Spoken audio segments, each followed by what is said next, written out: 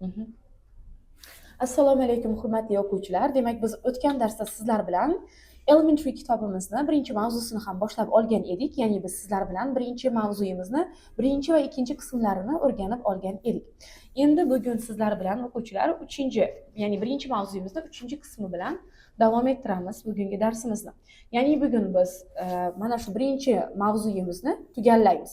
Birinchi mavzuyimizni 3-chi, 4-chi va 5-chi qismlarini ko'rib chiqamiz sizlar bilan. Demak, 3-chi qismida birinchi mavzuyimizni vocabulary and skills development, ya'ni siz lug'at boyligingiz va qolgan skilllaringizni, ya'ni reading, listening, writing hamda speaking qobiliyat mahoratlaringizni oshiramiz bu demak qismimizda. Biz birinchi unitimizda.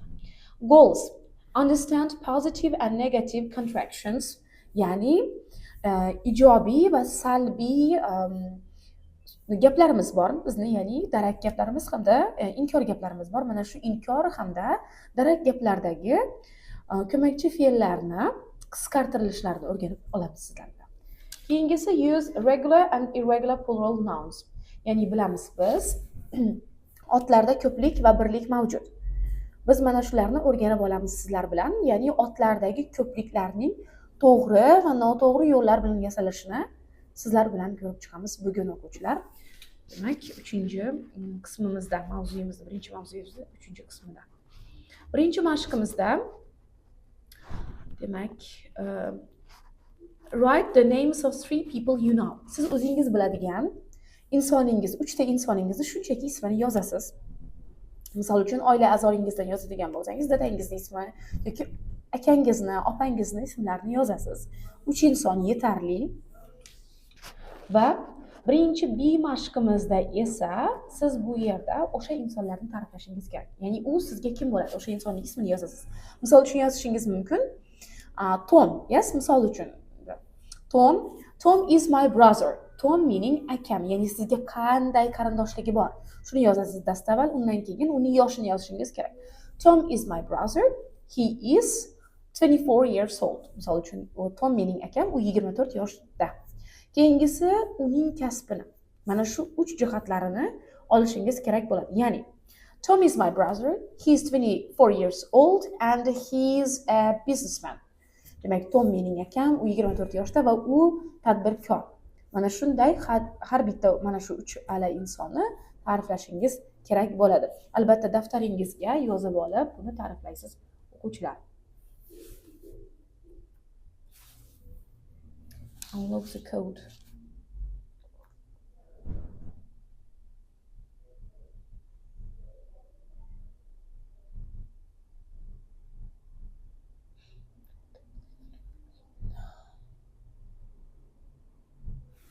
Mana o'quvchilar, biz sizlar bilan demak hozir qisqartmalarni o'rganib olamiz. Demak, unlock the code positive and negative contractions.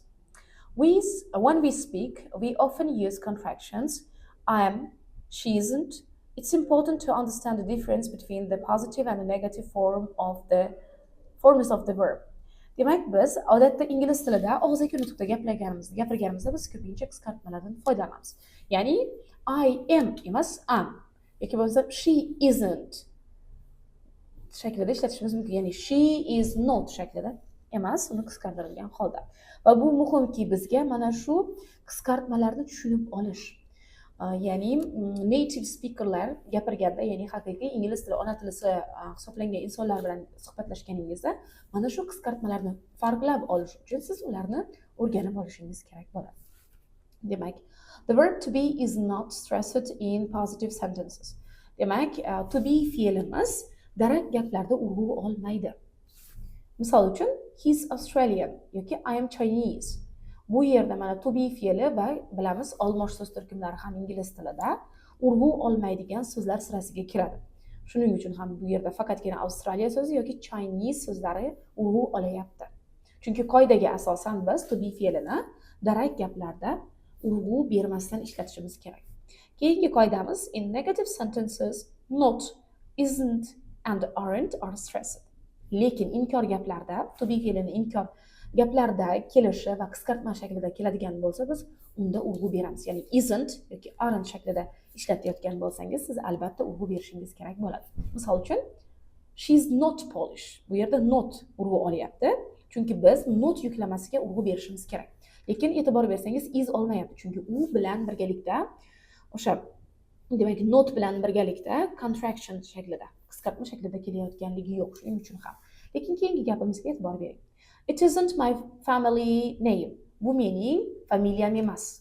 Isn't shaklida bo'lganligi uchun, ya'ni not yuklamamiz is to be fe'lining is shakli bilan qisqartma shaklida kelganligi, holida kelganligi sababli ham urg'u olyapti. Yoki they aren't friends. Ular do'stlar emas. Xuddi shu tarz. Demak, o'quvchilar, siz hozir mana shu qoidamizga asoslangan holda 3-mashqni bajarasiz. Bu yerda listen and underline the contraction you hear. Siz tinglagan qisqartmalarni tagiga chizib olishingiz kerak. Ya'ni birinchi gapimizda misol uchun I'm not Russian yoki I'm Russian. Qaysi biri to'g'ri? Ya'ni men rossiyalik emasman, men rossiyalikman. Qay bittasi to'g'ri bo'ladigan bo'lsa, siz tagiga chizib olishingiz kerak bo'ladi. Albatta buni listening yordamida bajarasiz, tinglaysiz va tagiga chizasiz. Mana o'quvchilar, bajarib ham oldingiz siz hozir 3-mashqni, navbat endi 4-mashqqa. Bu yerda endilikda sizlarga so'zlar berilmagan, so'zlar aksincha gaplarda tushib qolgan so'zlar, mana shu so'zlarni siz listeningni bajarish orqali yozib olishingiz kerak bo'ladi. Asosan bu yerda e'tibor qaratayotgan bo'lsangiz, boshqa tayinshorani qirqib baraslayman. Asosan bu yerda e'tibor qaratayotgan bo'lsangiz o'quvchilar, to be feeling am, is yoki are yoki am not, isn't, aren't shakllari tushib qolgan bo'lishi mumkin. Ya'ni asosan ko'makchi fe'llar. Shunday ekan, demak listeningni tinglaysiz va bajarib olasiz. Mana o'quvchilar, 4-mashqni ham bajarib oldingiz. Endi navbat 5-mashqqa. Bu yerda siz matching, ya'ni moslashtirish mashqini bajarasiz. Match the names to the nationalities. Ya'ni bu yerda siz ismlarni millatlarga moslashtirishingiz kerak bo'ladi. Mana o'quvchilar, siz hozir 4-mashqni bajarib oldingiz. Navbat endi 5-mashqqa. Bu yerda siz matching mashqini bajarasiz, ya'ni moslashtirish. Match the names to the nationalities. Demak, siz ismlarni o'sha ismlar mansub bo'lgan millatlar bilan moslashtirib chiqishingiz kerak bo'ladi. Misol uchun, Lina. Nima deb o'ylaysiz? Qaysi millatga mansub bo'lgan ism? Ya'ni Turkish, Chinese, Hungarian or Spanish. Qaysi birisi? Demak, o'zingiz taxminan bu yerda bajarasiz. Undan keyin sizni taxminingiz qay tarzda to'g'ri ekanligini listeningni tinglagan holda tekshirib olishingiz mumkin bo'ladi. Listen again, tick the pairs of the countries that have something the same and the cross the ones that are not different. Mana o'quvchilar, siz 5-mashqni ham bajarib oldingiz. Endi navbat keyingi mashqimizga, ya'ni 5-C mashqqa. Bu yerda siz listeningni bajarasiz. Listen again, ya'ni xuddi o'sha, demak siz hozir 5-E mashqni bajardingiz va listening yordamida tekshirib oldingiz. Mana shu tekshirib olgan listeningingiz orqali yana bir marotaba tinglaysiz va hozir 5-C mashqni bajarasiz. Tick the pairs of the countries that have something the same and cross the ones that are different. Demak, bu yerda e'tibor bergan bo'lsangiz, 4ta guruhlashtirilgan holda 4ta juftlik keltirilgan, ya'ni davlatlar nomlari juft-juft qilib keltirilgan. Mana shu davlatlarda ismlarning nomlanishi, aytilishi farqlimi yoki bir xildami? Misol uchun, mana bilamiz, O'zbekistonda biz dastavval familiya, undan keyin ismingiz va undan keyin otangizning ismi keltiriladi bizda. Ya'ni O'zbekistonda. Endi mana shu davlatlarda qay tarzda ismlar ketma-ketligi yoziladi? Dastavval ism, keyin familiyamiz, undan keyin otamizning ismi kelishi, xuddi shu narsalarni, demak, agar davlatlarda bir xil bo'ladigan bo'lsa, siz tik qo'yishingiz kerak. O'xshash bo'lsa, misol uchun Turkiya va Xitoyda ismlarning yozilish tartibi bir xil bo'ladigan bo'lsa, tik qo'yasiz. Agar turlicha bo'ladigan bo'lsa, siz cross belgisini yozishingiz kerak bo'ladi. Qolganlardan ham xuddi shunday, masalan, China and Hungary, agar bir xil bo'ladigan bo'lsa, siz tik. Turlicha bo'ladigan bo'lsa, cross. Spain, Hungary, Turkey and Spain. Demak, lekin o'quvchilar, bu yerda distractorlar bo'lishi mumkin, ya'ni sizda chalg'ituvchi gaplar keltirilgan bo'lishi mumkin bu yerda, chunki odamlar bir-biri bilan gapirishadi, gaplashishadi va ifodalashadi ismlarni yozilishi qanday ekanligi. Shuning uchun ham diqqatli va e'tiborli bo'lgan holda tinglang va mashqni bajarib oling. Mana o'quvchilar, siz listeningni ham bajarib oldingiz. Endi navbat 6-A mashqi. Bu yerda task, albatta uyga vazifa. Siz daftaringizni olasiz va o'zingiz qarindoshlaringiz haqida, ya'ni ularning ismlarini ta'riflagan tarzda mashqni bajarishingiz kerak. Mana bu yerda namuna keltirilgan. Ya'ni siz o'zingizning ismingizni yozasiz. My name is, misol uchun, Anvar. But my friend yoki family, ammo mening oilam yoki bo'lmasam do'stlarim call me. Meni shunday chaqirishadi. Ya'ni mening ismim Anvar, lekin mening do'stlarim meni, keling yaxshisi Tom ismini misol tariqasida ko'raylik. Demak, my name is Tom, but my friends call me Tommy. Misol uchun mening ismim Tom, lekin mening do'stlarim meni Tommy deb chaqirishadi. Xuddi shunday. Keyingi namunamiz esa I have 2, 3, 4 names. Meni 1, 2 yoki 3 ismim bor. Ya'ni bu sizni qarindoshlaringiz, do'stlaringiz yoki bo'lmasam sinfdosh misol uchun yoki hamkasblaringizni chaqirishadigan, demak sizga berishgan nomlari bor. Ya'ni sizni ismingizni erkalatib, kichraytirib aytishlari mumkin. Mana shularni hisobga olgan holda siz sizni qanday nomlashadigan bo'lsa, mana shuni, demak, sonlarni yozishingiz kerak bo'ladi. Misol uchun I have 2 names. Mening 2 ta ismim bor. Ya'ni misol uchun ota-onam meni Tom deb chaqirishadi, do'stlarim esa Tommy. Misol uchun. Xuddi shunday. Keyingisi in my family, mening oilamda no one has or some people have the same name. Oila a'zolarimda, demak, yoki qarindoshlaringizda o'xshash ismlar, ya'ni bir xil ismlar bor yoki yo'q. Yozasiz albatta o'zingiz haqingizda ma'lumotlarni. Keyingisida endi qarindoshlaringiz. My aunt has a long name yoki bo'lmasa my brother has short name yoki bo'lmasa my niece has a funny name yoki bo'lmasa my grandfather's name is interesting desangiz ham bo'ladi. Demak, o'quvchilar, mana shu namunani o'zingiz uchun qolip sifatida olasiz va o'zingizning ismlaringiz, qarindoshlaringiz ismlarini ta'riflaysiz. Bu albatta uyga vazifa bo'ladi. Demak, endi bu yerda biz 7-mashqqa yetib keldik. Demak, o'quvchilar, bu yerda bizga matn keltirilgan. Matnni o'qiymiz. Demak, read part of a magazine article about names. Demak, ismlar haqidagi berilgan jurnal maqolasining bir qismi, parchasi berilgan. Mana shuni o'qiymiz sizlar bilan. What do you find out about titles and names? Ismlar haqida siz nimalarni bilib oldingiz? Ismlar va ismlarning yonida ishlatiladigan Mr, Mrs, Miss kabi, demak, ismimizga o'sha hurmat ma'nosida qo'shgan holda aytiladigan qo'shimchalar haqida nimalarni bilib olasiz? Oldingiz tarzida bu yerda savol berilgan, demak, o'qiymiz va o'rganib olamiz. What's in a title or name? Demak, o'sha sizni ismingiz yonida keltiriladigan titlelar, ya'ni Mr, Mrs, Miss yoki ismlaringiz qanday? Ular qanday? Titles and names can tell us a lot about people. Demak, mana shunday sarlavhalar yoki sarlavha emas, ya'ni ismingiz yonida keltiriladigan qo'shimchalar yoki ismingiz, odamning ismlari bizga o'sha odam haqida juda ham ko'p ma'lumot beradi. For example, in England there is one title for men, Mr, and 3, 4 women, Mrs for a married woman, Miss for a single woman, and the Miss for both.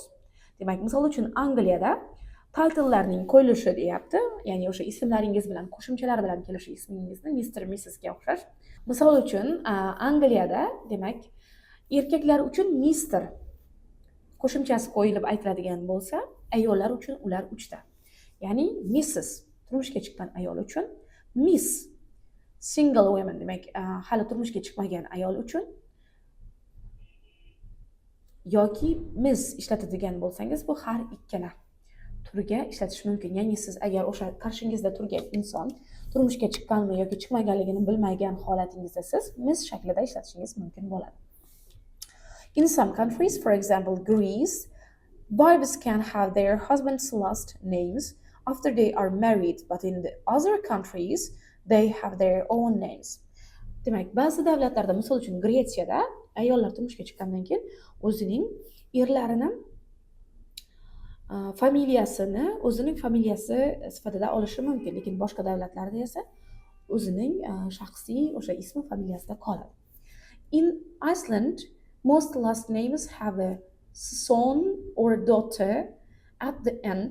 For example, Gunnarsson or In Iceland, most last names have son or daughter at the end.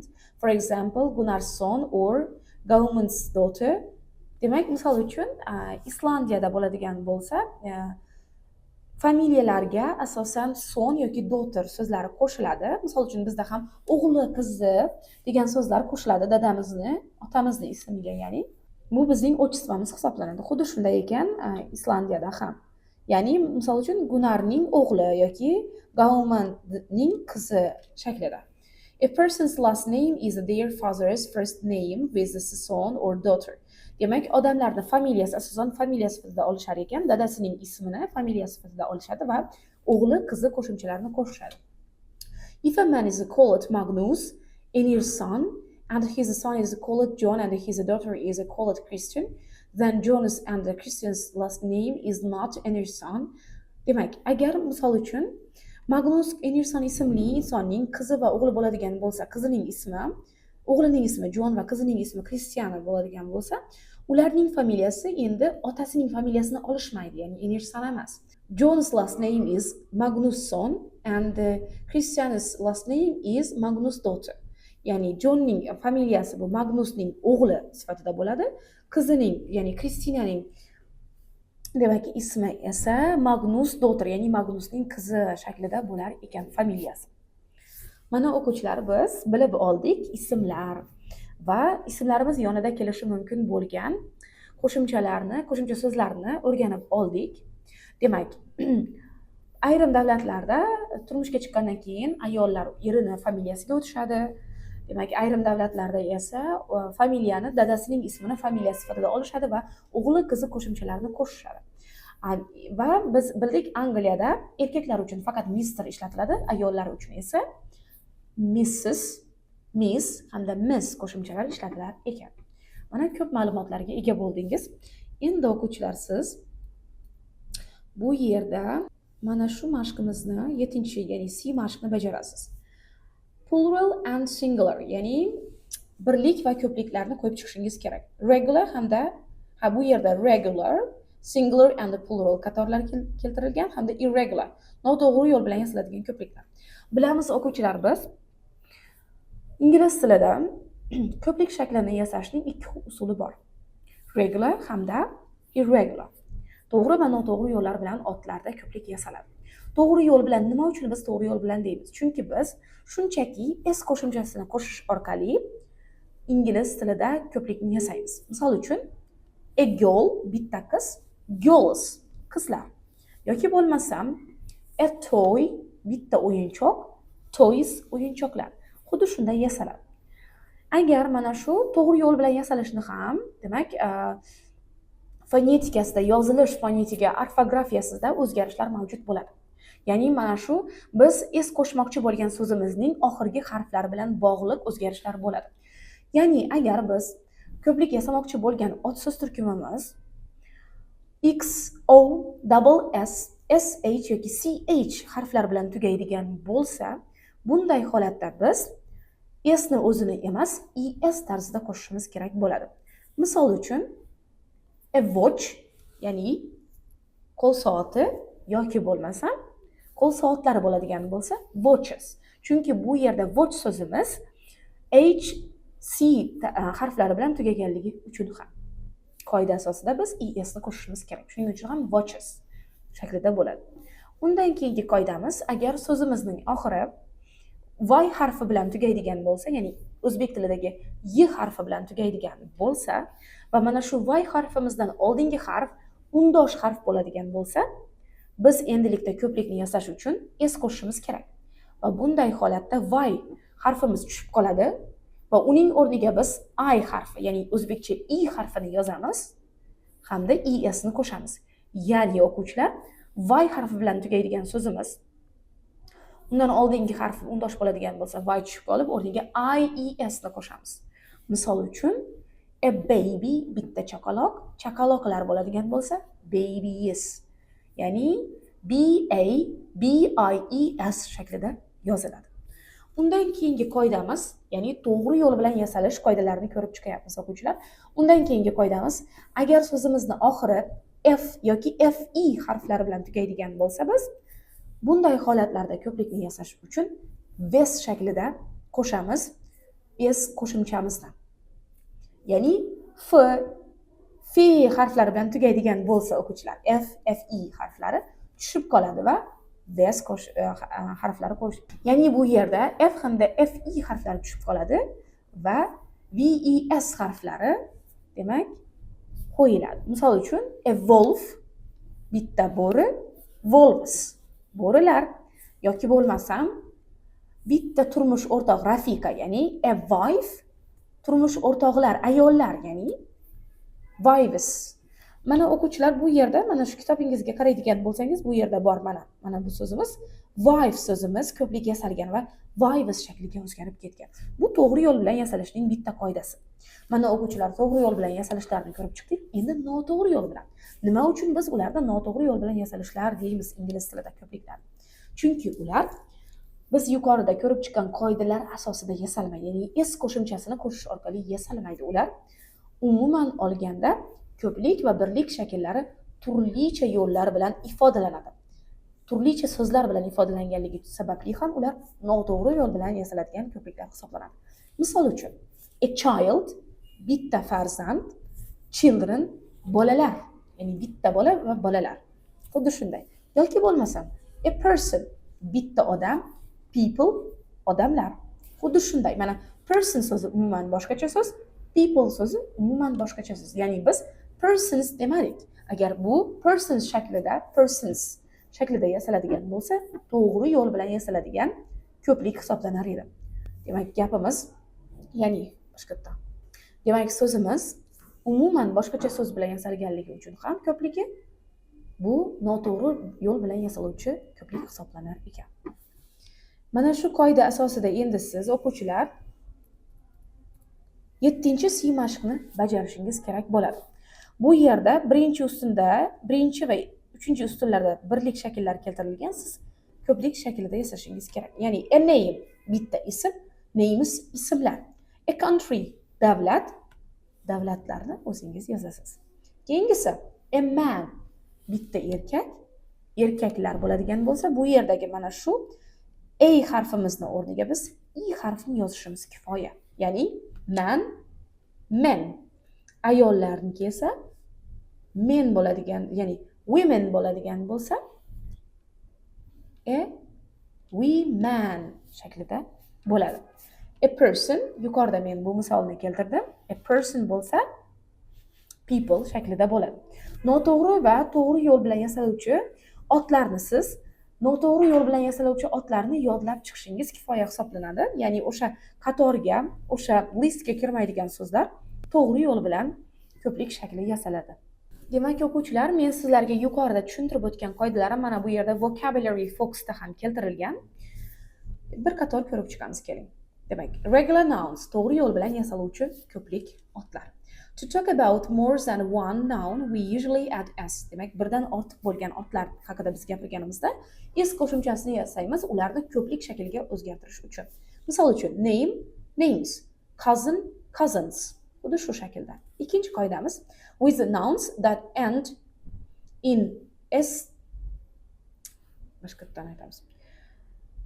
Ikkinchi qoidamiz, ya'ni with nouns that end in ch, sh, double s, s, x or z, we add es. Demak, bizda ana shu ch, sh, double s, s, x yoki z harflar bilan tugaydigan so'zlarimizga biz es qo'shimchasini qo'shish orqali ko'plik yasaymiz.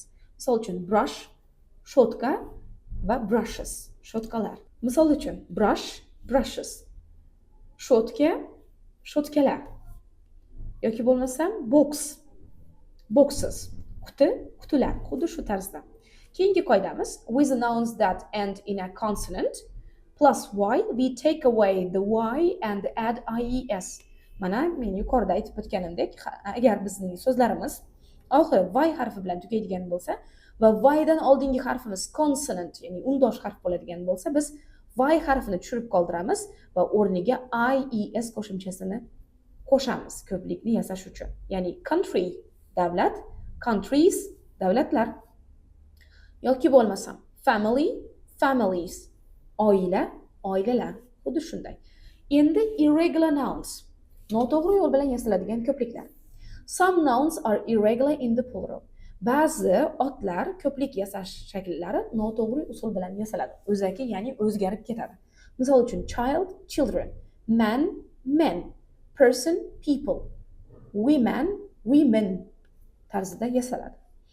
Keyingi qoidamiz, ya'ni some nouns that end in f or fe have a plurals in was. Demak, f yoki fe bilan tugaydigan otlarimiz esa was shaklida o'zgaradi. Masalan, wife, wives, half, halves, knife, knives tarzida. Uchinchi qoidamiz, we do not add s to irregular nouns. Demak, biz noto'g'ri yo'l bilan yasaladigan otlarga s qo'shimchasini qo'shmaymiz. Buni qo'shishimiz noto'g'ri hisoblanadi. Chunki o'sha ko'plik shakliga biz yana bir marotaba s qo'shimchasini qo'shadigan bo'lsak, unda lar bo'lib ketadi. Misol uchun peoples, odamlar shaklida bo'lib ketadi va bu albatta noto'g'ri hisoblanadi.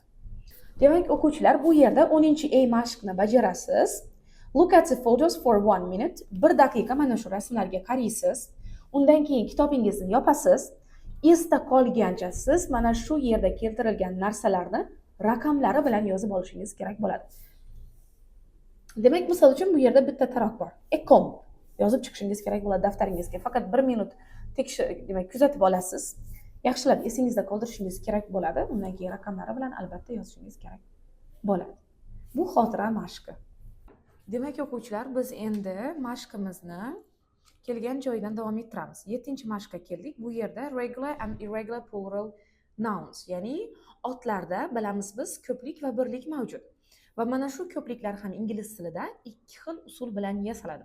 Ya'ni o'zakini butunlay o'zgartirib yuborish orqali yasaladigan ko'pliklar mavjud va shunchaki biz o'zbek tilida lar qo'shimchasini qo'shganimiz kabi ingliz tilida s qo'shimchasini qo'shishimiz ham mumkin va shunday usulda ham yasaladi. Ya'ni ikkita usul. Mana shunday ikkita usul bilan yasaymiz. Bular demak s bilan yasaydigan bo'lsak regular plurals, ya'ni to'g'ri yo'l bilan yasaladigan ko'pliklar deb nomlanadi ingliz tili grammatikasida. Irregular plurals, ya'ni noto'g'ri yo'l bilan yasaladigan ko'pliklar, ya'ni o'sha o'zaki o'zgarish orqali butunlay boshqacha so'z orqali ko'plik shaklini ifodalash aynan bir so'zni, bular esa noto'g'ri yo'l bilan yasaladigan ko'pliklar deyiladi. Demak, buni biz hozir dastavval mashqlarni bajarib olamiz. Undan keyin 8-mashqimizda mana ekraningizda ko'rinib turganidek, bu yerda qoidasini bir qator ko'rib olamiz. Demak, 7-mashqimizda read part of a magazine article about names, ismlar haqidagi, demak, jurnalda berilgan maqolani o'qing. Maqolaning bir qismi keltirilgan. What do you find out about titles and names? Demak, ismlar va ismlar bilan keladigan so'zlar mavjud ingliz tilida va bular titles deb yuritiladi, ya'ni title. Misol uchun biz buni Mr, Mrs yoki Miss shaklida qo'llaymiz ingliz tilida. Mana shu, demak, ismlar bilan, odatda familiyalar bilan ishlatiladigan bu so'zlar titles deb yuritiladi. Mana shular haqidagi maqolani o'qiymiz. Keling birgalikda. Demak, what's in a title or name? Demak, sizning o'sha ismingiz bilan keladigan birlik yoki ismingiz nimani anglatadi? Ismlar nimani anglatadi? Titles and names can tell us a lot about people. Demak, mana shunday ismlar bilan keladigan ma'lum bir so'zlar yoki ismlarning o'zi ham o'sha odam haqida ko'plab ma'lumotlar berishi mumkin sizlarga, bizga ya'ni. For example, in English there is one title for men, Mr, and 3 for women. Mrs for a married woman, Miss for a single woman, and Miss for both. Boshqatdan ayting shuni. For example, in English there is one title for men, Mr, and 3 for women. Mrs for a married woman, Miss for a single woman, and Miss for both. Demak, misol uchun ingliz tilida shunday so'z mavjudki, erkaklar uchun biz Mr so'zini qo'llaymiz, ayollar uchun esa buning 3 xil shakli bor. Ya'ni agar Mrs bo'ladigan bo'lsa, turmushga chiqqan ayollar uchun, Miss bo'ladigan bo'lsa, hali turmushga chiqmagan yoki bo'lmasam yolg'iz ayollar uchun va undan keyingisi Miz, ya'ni bu siz o'sha ayolni turmushga chiqqan yoki chiqmaganligini bilmagan holatingizda har ikkalasi uchun birday qo'llay olishingiz mumkin bo'lgan qo'shimcha. Ya'ni so'zlar bilan qo'llashimiz mumkin, ismlar bilan yoki familiyalar bilan qo'llashimiz mumkin bo'lgan so'z hisoblanadi. In some countries, for example, Greece, wives can have their husband's last names after they are married, but in other countries, they have their own names. Ba'zi davlatlarda esa, misol uchun Gretsiyada ayollar turmushga chiqqandan keyin o'zini familiyasini erining familiyasi bilan yuritilishi mumkin. Demak, erining familiyasini o'zini familiyasi qilib olishi mumkin.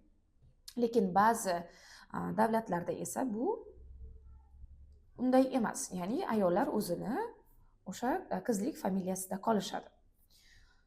Bizning davlatimizda ham bunday bor albatta, lekin bu optional, ya'ni tanlov o'zida bo'ladi. Albatta ayollarni erining familiyasiga o'tish yoki o'tmasligi.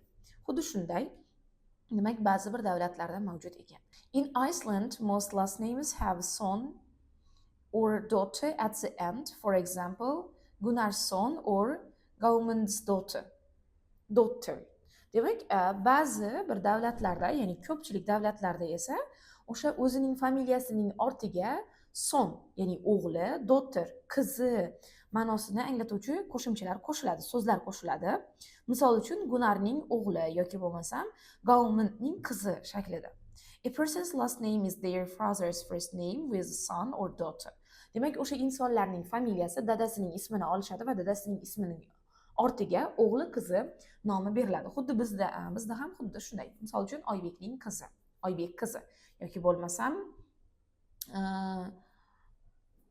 G'ayrat o'g'li, xuddi shunday bo'lishi mumkin. If a man is called Magnus Einarsson and his son is called John and his daughter is called Kristin, then John's and Kristin's last name is not Einarsson. Demak, agar misol uchun bitta insonning ismi Magnus bo'lsa va uning familiyasi Einarsson bo'lsa, uning o'g'lining ismi John va qizining ismi Kristina bo'lsa, ularning familiyasi dadasining familiyasi bilan aytilmaydi, yuritilmaydi, ya'ni Einarsson bo'lmaydi. Aksincha, John's last name is Magnusson and Kristina's last name is Magnusdottir. John ismli o'g'lining familiyasi Magnusning o'g'li, qizining Kristinaning familiyasi esa Magnusning qizi shaklida yuritilar ekan. Mana o'quvchilar, biz sizlar bilan ismlar, familiyalar va o'sha ismlar bilan, familiyalar bilan ishlatiladigan so'zlarga o'sha haqidagi, o'sha so'zlar haqidagi mashqdan. Mana o'quvchilar, biz sizlar bilan 7-mashqdagi matnchani ham o'qib oldik. Endi siz bu yerda ma'lumotlarga ega bo'ldik. Mana ingliz tilida Mr. erkak kishilarga nisbatan, Mrs. turmushga chiqqan ayollar.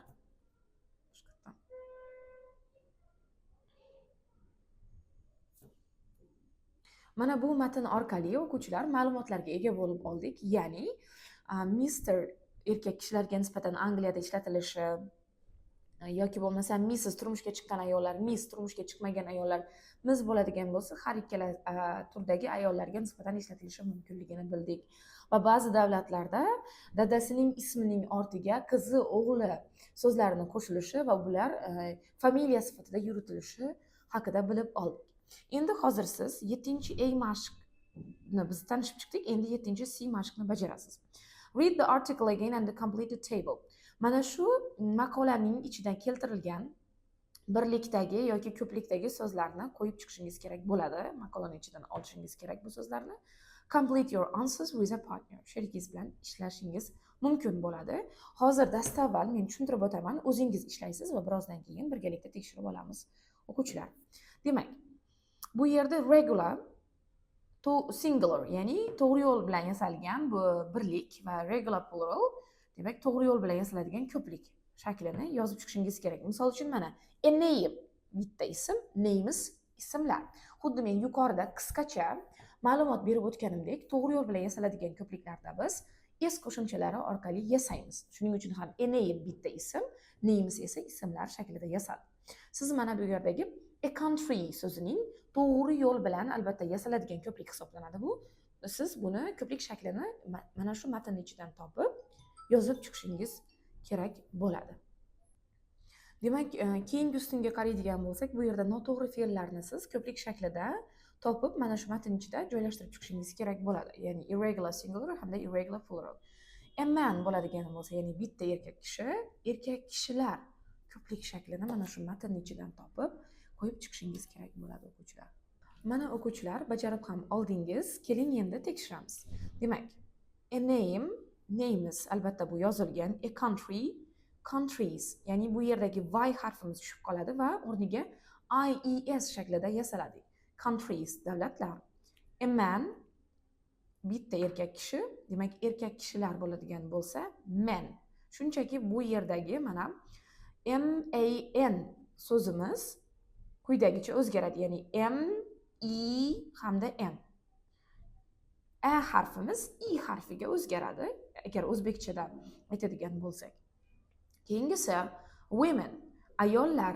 Demak, bitta ayol so'zini yozishingiz kerak bo'ladi va bu a woman, woman shaklida yoziladi. A person, bitta odam, odamlar bo'lsa people. Mana ko'rib turibsiz o'quvchilar, noto'g'ri yo'l bilan yasaladigan ko'pliklar umuman o'zaki o'zgaradi. Misol uchun person boshqacha so'z, people boshqacha so'z. Yoki bo'lmasam man so'zimiz men so'ziga o'zgardi, o'zagida o'zgarish bo'lyapti yoki so'z butunlay boshqacha so'z bilan ko'plik shaklini ifodalab kelyapti. Bajarib oldik. Endi o'quvchilar navbat qoidani ko'rib chiqamiz sizlar bilan. Demak, vocabulary folks, regular and irregular plural nouns. Demak, ko'plikdagi va birlikdagi demak otlarda ko'pliklar. Ko'plikdagi birlikdagi debman. Boshqatdan aytayim. Regular and irregular plural nouns, ya'ni to'g'ri yo'l bilan va noto'g'ri yo'l bilan yasaladigan ko'pliklar otlarda. Regular nouns, to talk about more than one noun, we usually add s.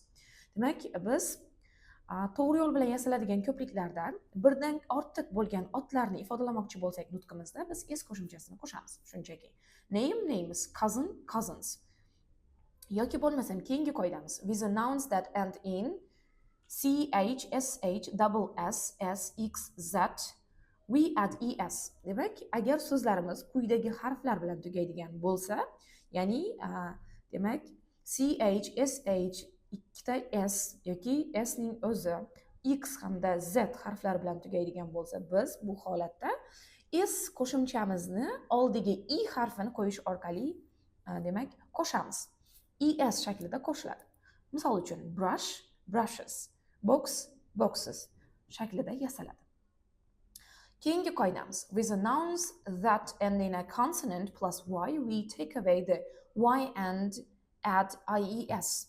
Demak, so'zimizni oxiri undosh harf bilan tugagan bo'lsa, ya'ni y harfimizdan oldin o'zbekchadagi y harfimiz, ingliz tilida albatta y tarzida talaffuz qilinadi. Mana shu y harfimizdan oldingi kelgan harfimiz undosh bo'ladigan bo'lsa, unday holatda y harfimiz, ya'ni y harfimiz tushib qoladi va o'rniga biz ies shaklidagi qo'shimchani qo'shamiz. Ko'plik yasash uchun albatta. Misol uchun country, davlat, countries, davlatlar yoki family, families, oila, oilalar shaklida yasaladi. Albatta o'quvchilar, qoidalar faqat bu yerda qoidaligicha qolib ketmasin.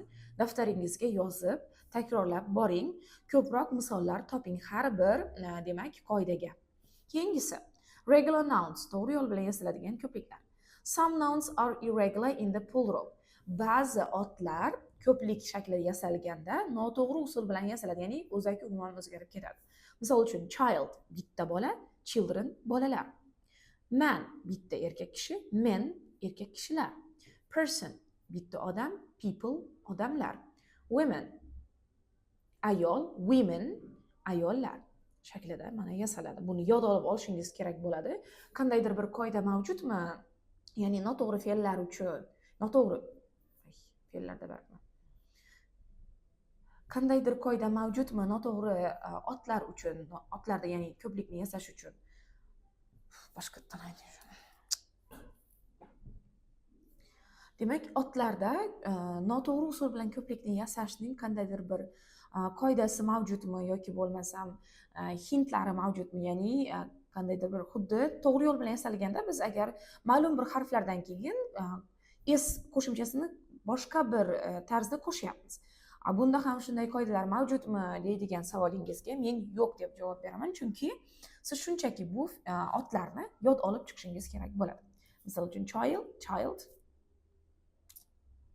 misol uchun child, children, man, men, person, people, women, women shaklida yod olishingiz kerak bo'ladi. Bu noto'g'ri otlar, ya'ni ko'plikdagi noto'g'ri otlarni ro'yxatini yod olishingiz kerak bo'ladi. Keyingi qoidamiz some nouns that end in f or fe have a plurals in this. Ba'zi fe'l so'z turkumlarimiz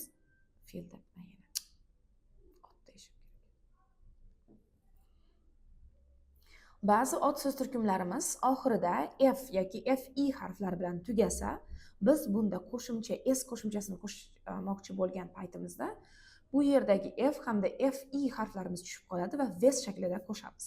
Ya'ni wife, wives, half, halves, knife, knives shaklida.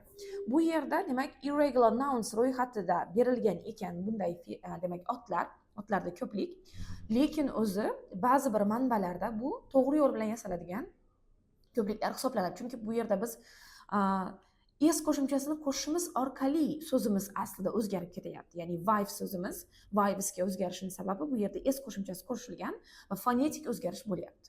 Shuning hisobiga o'zgargan, ya'ni f harfimiz yoki fe harfimiz tushib qolgan bu so'zlarda. Va oxirgi qoidamiz we do not add s to irregular nouns. Demak, noto'g'ri yo'l bilan yasaladigan fe'l otlarga noto'g'ri yo'l bilan yasaladigan otlarga biz s qo'shimchasini qo'shmaymiz. Shunisi bilan farq qiladi. Demak, to'g'ri yo'l bilan yasaladigan otlardan noto'g'ri yo'l bilan yasaladigan otlar. Mana o'quvchilar, qoidani ham o'rganib oldik. Albatta qoidalarni yozib oling, ko'proq misollar yozing har bir qoidamiz uchun. Va endi sizga qiziqarli mashq, bu yerdagi mashqimiz, ya'ni 10-C mashqimiz. Rasmda mana narsalar, items keltirilgan narsalar. Bu narsalar uchun siz demak 30 soniya vaqtingizni sarflang. 30 sekund qarab oling narsalarga, diqqatli bo'ling, har bitta narsadan nechta donaligiga ahamiyatli bo'ling va kitobingizni yopgan holda demak xotirangizni sinab ko'rasiz. Ya'ni har bir narsadan aniq soni bilan nechta ekanligini, qanchasini topa oldingiz. Mana o'quvchilar, demak, birinchi mavzuyimizni 4-qismiga ham yetib keldik. Speaking and writing an'anaga ko'ra, albatta bilamiz, har bir mavzuyimizni 4-qismi gapirish va yozish qobiliyatimizni, ko'nikmamizni oshirish, o'sha rivojlantirishga qaratilgan mavzu hisoblanadi, ya'ni bo'limi hisoblanadi mavzuyimizni. Mana o'quvchilar, biz birinchi mavzuyimizni 4-qismiga ham yetib keldik. Albatta bilamiz, an'anaga ko'ra 4-qismimiz speaking and writing ko'nikmamizni shakllantirish, rivojlantirish bo'limi hisoblanadi. Demak, goals. Ask for personal information and check your understand. Demak, shaxsiy ma'lumotlarni so'rab olish, shu narsani o'rganamiz. Demak, va siz o'sha shaxsiy ma'lumotlarni bergan insonni ma'lumotlarini to'g'ri yozib oldingizmi, o'sha narsani tekshirib olishni ham o'rganamiz. Va write a personal profile. O'zingizni shaxsiy ma'lumotlar faylingizni yozishni ham o'rganib olamiz. Birinchi mashqimizda look at the advert and answer the questions. Bu yerda mana o'ng tarafda reklama berilgan. Mana shu reklamaga qarang va savollarga javob bering. Keling, dastavval reklamachani o'qib olamiz. Make your own website for business or fun. Demak, o'zingizni shaxsiy web sahifangizni yarating. Xohlang biznes uchun, ya'ni tadbirkorlik uchun, xohlang shunchaki ko'ngilxushlik uchun. Beginners course all welcome. Demak, kursga beginnerdan, ya'ni o'sha boshlang'ich leveldan taklif qilinadi. Hammani taklif qilamiz. All welcome. Interested? Qiziqyapsizmi? Please send us a short description of yourself and your reason for attending the course. Iltimos, o'zingiz haqida qisqacha tasvirlab ma'lumot yuboring, albatta yonida rasmingiz bilan. Please send us a short description of yourself and your reason for attending the course. Iltimos, o'zingiz haqingizda qisqacha ma'lumot yuboring va nima uchun bizning kursimizga yozilmoqchisiz, sababini ham keltirib o'ting. Location, Eastfield Adult College. Demak, manzil Eastfield ko'chasida joylashgan kattalar kolleji. Start date boshlanadigan sana 12th January. Demak, 12 yanvardan boshlanar ekan. Time vaqti 6 and 7:30 p.m. 6 to 7:30 p.m. Vaqti soat 6 da boshlanadi va 7:30 da tamom bo'ladi. 1,5 soatlik kurs. Time 6 to 7:30 p.m. Demak, vaqti soat 6 da boshlanadi va 7:30 da tamom bo'ladi. Mana sizlar bilan biz o'quvchilar reklama bilan tanishib oldik. Endi savollarga o'zingiz javob berasiz. What's the course? Demak, mana shu kurs nima uchun, nimaga moslashgan kurs bu? Who is it for? Kimlar uchun? Ya'ni bu qaysi levelda o'rganishni xohlovchilar uchun, qaysi shu narsani yozishingiz kerak. Va keyingisi when and where is it? Qayerda va qachon bo'ladi? Savollarni o'zingiz yozib olasiz o'quvchilar. Agar men hozir aytsam juda ham oson. Ana endi o'quvchilar ikkinchi mashqimiz. Bu yerda listening shartini bajarasiz. Listen to a conversation between a student and the receptionist. Complete the form. Hozir siz bu yerda talaba va qabulda o'tiruvchi inson o'rtasida bo'lgan suhbatni tinglaysiz va bu yerdagi mana shu blankani to'ldirib chiqishingiz kerak bo'ladi. Demak, name ismi Antonio Russo, nationality albatta bilasiz. Biz birinchi darsimizda o'tganmiz buni. Birinchi mavzuyimizni birinchi darsda o'tgan edik. Nationality millat, job demak kasbi, type of website demak web sahifaning qaysi turini o'rganmoqchi, business or fun. Email address va email adresini ham yozib olasiz. Mana o'quvchilar listening mashqini ham bajarib oldingiz. Endi keyingi mashqimiz bu ham albatta listening. Listen to the first part of the conversation again and complete the receptionist questions. Hozir siz yuqorida tinglagan listeningni birinchi qismini tinglaysiz va o'sha qabul xonada o'tirgan qabulchi ayolning bergan savollarini to'g'rilab to'ldirib chiqishingiz kerak bo'ladi. Misol uchun your name. Bu yerda sening isming nima shaklida gap bo'lishi kerak. Siz bu yerda qaysi so'z tushib qolgan bo'lsa o'shani yozishingiz kerak bo'ladi. Keling, bu juda ham oson. Demak, ingliz tilida keng tarqalgan savol hisoblanadi bu. What's your name? Yes, demak, sening isming kim? What bu demak so'roq so'z hisoblanadi. Olmosh, ya'ni so'roq olmoshi va apostrof s. To be fe'lining is shakli apostrof s shaklida yoziladi. What's your name? Sening isming kim? Qolgan qismlarni o'zingiz bajarib olasiz. Keling endi o'quvchilar bu yerdagi 3-B mashq bilan tanishib olamiz. Asking for personal information. Demak, kimdandir shaxsiy ma'lumotlarni so'rashda qanday savollarni berishimiz mumkin? Shularni ko'rib chiqamiz. Demak, birinchisi albatta ismini so'raysiz u insonni. What's your name? Isming kim? What's your job? Kasbingiz nima? What's your nationality? Sizning demak millatingiz. Qaysi millatga mansubsiz? What's your email address? Sizning email manzilingiz qanday? Xuddi shunday savollarni berishingiz mumkin bo'ladi. Demak, hozir endi mana shu savollarni siz albatta tarjimalari bilan yozib olib, yod olib olsangiz bo'ladi o'quvchilar. Chunki avtomat ravishda o'sha sizni endi ingliz tilida muloqotni siz kimdir bilan o'rnatganingizda avtomat ravishda sizda agar yod olib olsangiz, bu demak so'roq so'zlar darhol sizning yodingizga keladi. Shuning uchun ham albatta til o'rganayotgan paytimizda ko'pincha yod olishimiz kerak bo'ladi. Ba'zida hattoki kichkina matinchalarni yod olishimiz ham bizga katta foyda keltiradi. 4-mashqda listen to the second part of the conversation again. Demak, endi bu yerda siz suhbatni ikkinchi qismini yana boshqadan tinglaysiz. What are the missing words? Tushib qolgan so'zlarni qo'yib chiqishingiz kerak bo'ladi. Ya'ni bu yerda savolda so'ralyapti, tushib qolgan so'zlar qaysi so'zlar edi? Demak, is it antonio@russorest.com? Mana bu kuchukcha belgisiga e'tibor beradigan bo'lsangiz, men at deb aytib o'tib ketdim, chunki bu ingliz tilida aytiladi at shaklida. Biz kuchukcha deymiz, ingliz tilida bu at. Russorest nuqtamiz esa dot shaklida aytiladi, .com. Endi bu yerdagi bo'shliqni, ya'ni 4 ta bo'shliq to'ldirib chiqishingiz kerak. Albatta listening yordamida bajarasiz bu mashqni. Mana o'quvchilar 4-mashqni ham bajarib oldingiz. Endi keling keyingi language for speaking boximiz bilan tanishib olamiz, ko'rib chiqamiz ya'ni. Demak, checking you understand. Siz o'sha inson sizga bergan ma'lumotlarni to'g'ri tushunib oldingizmi, to'g'ri yozib oldingizmi, yo'qmi? Mana shuni tekshirib olish maqsadida beriladigan savollar. Sorry, can you repeat that please? Ma'zur tutasiz yoki iltimos, buni qaytadan qaytarib yubora olasizmi? Yoki how do you spell that?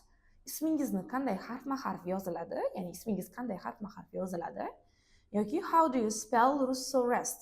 Aynan xohlagan bir so'zingizni mana shu Russo rest so'zini o'rniga qo'yib aytishingiz mumkin. Ya'ni quyidagi mana shu so'z qanday harfma-harf yoziladi shaklidagi savol. Spell bu talaffuz emas, o'quvchilar. Talaffuz ingliz tilida pronunciation deb aytiladi. Spell bo'ladigan bo'lsa, o'sha ma'lum bir so'zning harfma-harf yozilishi. Bilamiz, ingliz tilida so'zlar yozilganicha ham talaffuz qilinmaydi. Shuning uchun ham albatta spelling juda ham muhim hisoblanadi. Ya'ni o'sha so'zlarning harfma-harf yozilishi qandayligini siz qaytadan so'rab olishingiz mumkin bo'ladi. Muhim bo'lgan o'sha ma'lumotlarni to'ldirayotgan paytingizda ayniqsa. Mana ko'rib chiqdik. Endi navbat 5-mashqqa. Bu yerda match questions 1 to 7 to answers to A to G. Demak, siz bu yerda 1 dan 7 gacha bo'lgan savollarni ularga mos keladigan javoblar bilan moslashtirib qo'yib chiqishingiz kerak bo'ladi. Birinchisini bajaramiz kerak. What's your name? Ismingiz kim? Demak, bu yerda to'g'ri javob E, ya'ni Joel Kubitschek. Ya'ni Joel Kubitschek mening ismim. Xuddi shu tarzda. Qolganini o'zingiz bajarib olasiz o'quvchilar.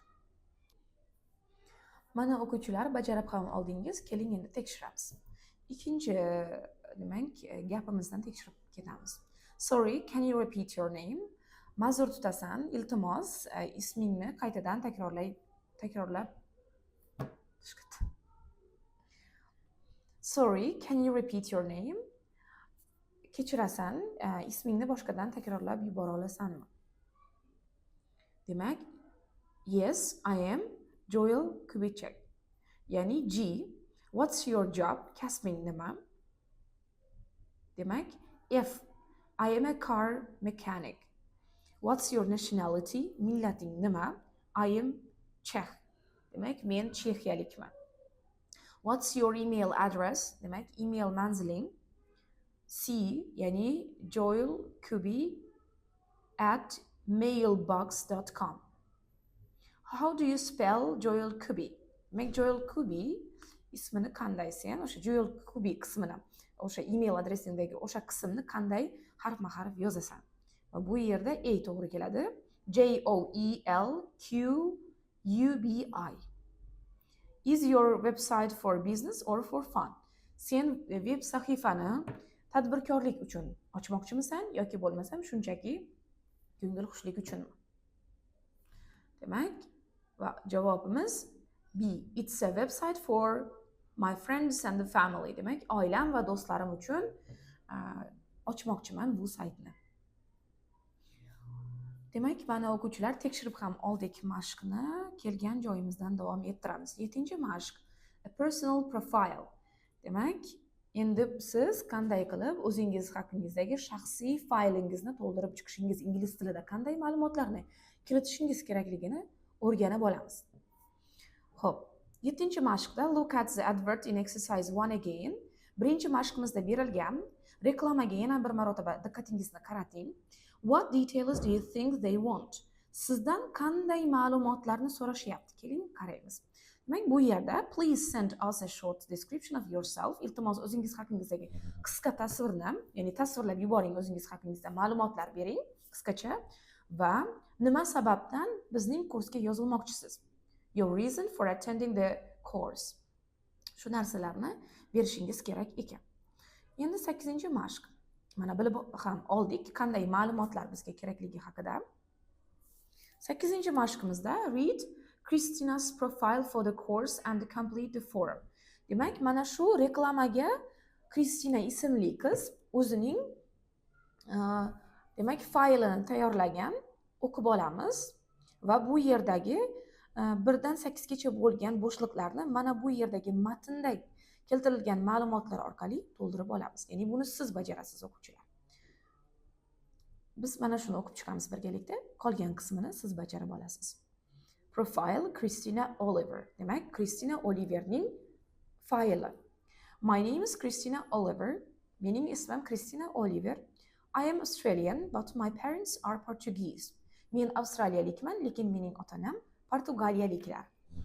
I'm an artist and designer, but I'm unemployed at the moment. Demak, men rassom va dizaynerman, lekin ayni damda men ishsizman. Unemployed degani bu o'quvchilar ishsiz ma'nosini beradi. My skills are art, design and communicating with the people. Mening qobiliyatlarim bu san'at, albatta rasm chizish, dizaynlashtirish, ya'ni loyihalashtirish biror narsani va odamlar bilan muloqot qilish. I am fluent in Portuguese and I'm a beginner in French. Demak, portugal tilida men juda ham ravon gapiraman va fransuz tilida boshlang'ich bilimga egaman, ya'ni o'sha til borasida. The website is for my art and design work. Men bu veb sahifani o'zimni rassomlik va dizayn ishim uchun ochmoqchiman. Albatta, demak bu biznes yuzasidan ochilish ko'zda tutilayotgan ochilish boshqatdan. Albatta bu demak Kristina o'zini veb saytini biznes uchun ochmoqchi ekan. Demak, yuqoridagi mana shu matncha orqali siz bu yerdagi ma'lumotlarni to'ldirib chiqishingiz kerak bo'ladi. Name Kristinaning to'liq ismini keltirishingiz kerak bo'ladi. Nationality uning millati, asli o'zining millati, ota-onasini emas. Date of birth demak tug'ilgan sanasi yuqorida berilmagan, bu yerda keltirilgan, shuning uchun ham home address demak uyining manzili yuqorida yo'qligi uchun bu yerda keltirilgan to'liq ravishda. Job kasb albatta keltirilgan matn ichida. Skills qanday qobiliyatlari mavjud. Bu yerda communicating with people berilgan, undan tashqari va uni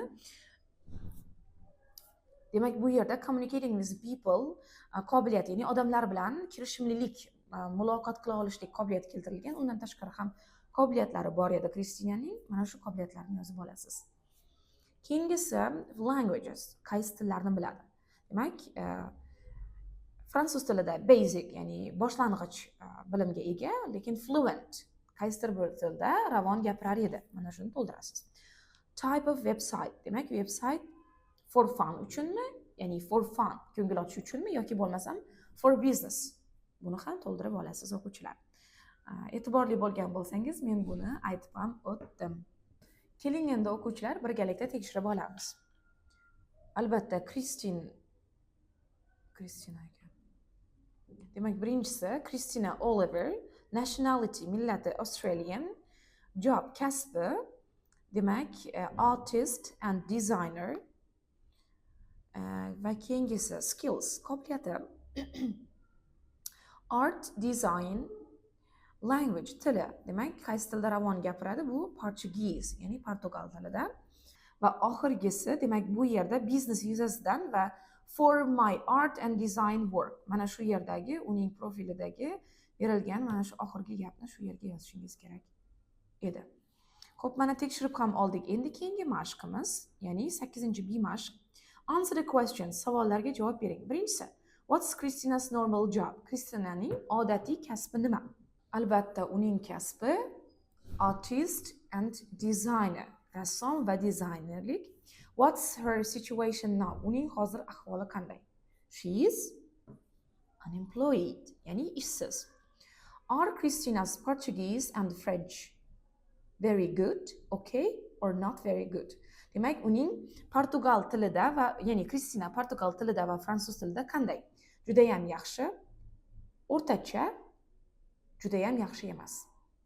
Bu yerda bilamiz, portugal tilida ravon gapiradi, lekin fransuz tilida o'rtacha, ya'ni boshlang'ich, o'rtacha ham emas, boshlang'ich bilimga ega.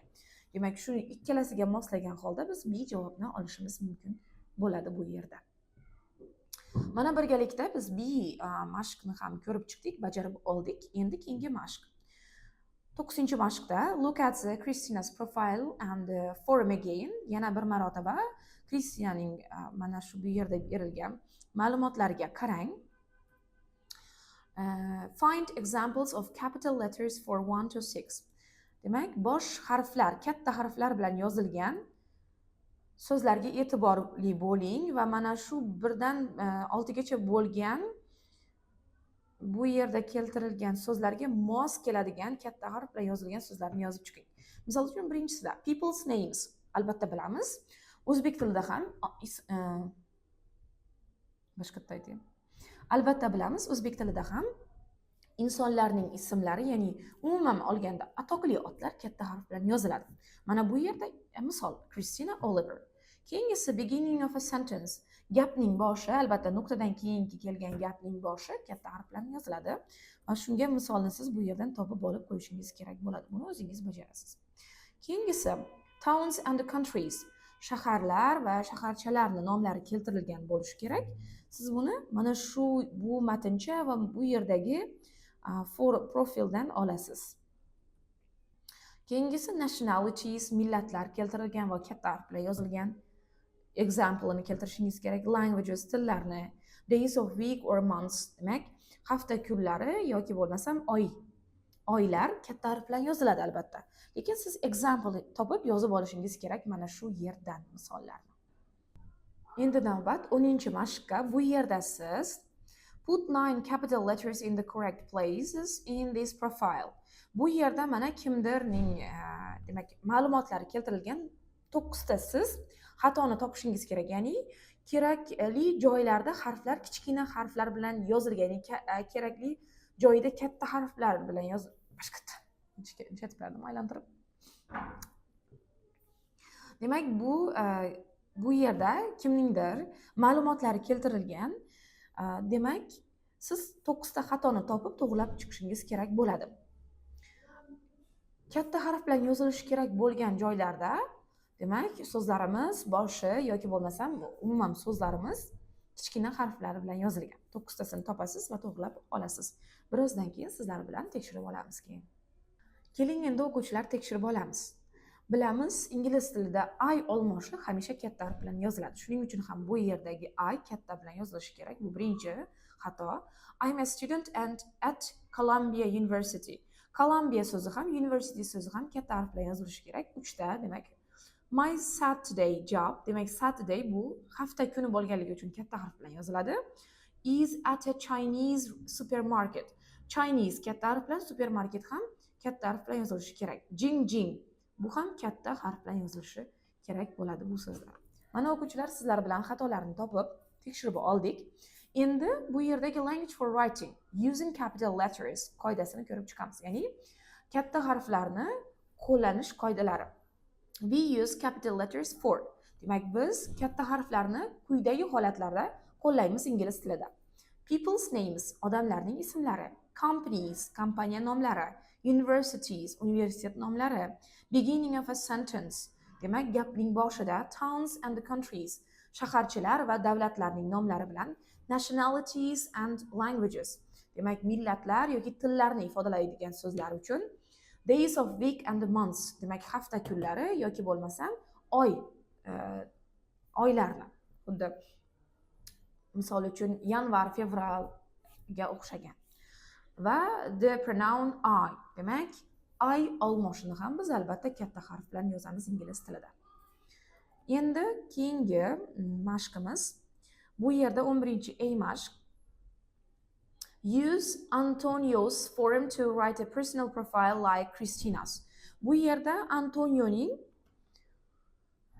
shaxsiy profili, ya'ni shaxsiy fayli keltirilgan. Mana shu fayldan foydalangan holda siz Kristina haqida, mana Kristina o'zi haqida kichkina matncha yozgan.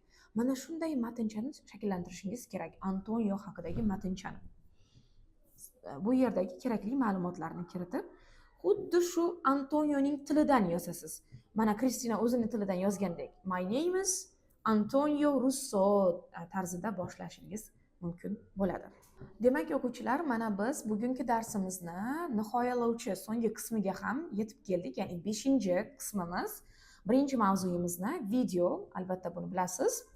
Oldingi kitobimizda ham xuddi shunday edi.